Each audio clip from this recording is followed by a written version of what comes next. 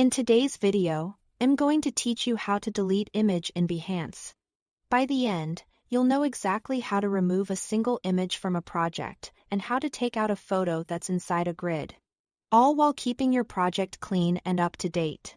First, head to your Behance profile and open the specific project you want to edit.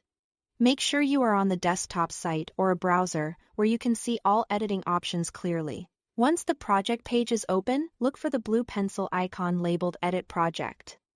Click that to enter edit mode. This is where all your content blocks become interactive, so you can make precise changes without affecting the rest of your portfolio. If you want to delete an individual image, scroll to the exact image you'd like to remove.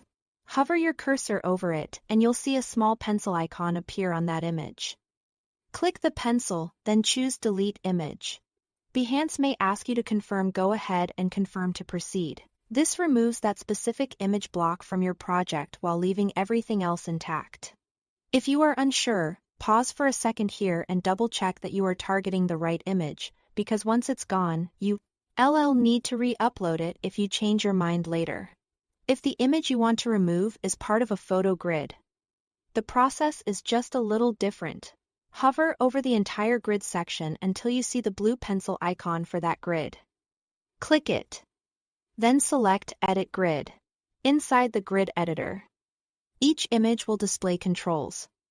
Click the small X on the image you want to remove. This removes the image from that grid layout without affecting the rest of the grid or changing your other project sections. Grids are handy for showing multiple visuals together, so editing inside the grid ensures your layout stays consistent. After you've deleted the image or removed it from the grid, make sure to apply your changes. Click Save or Update Project.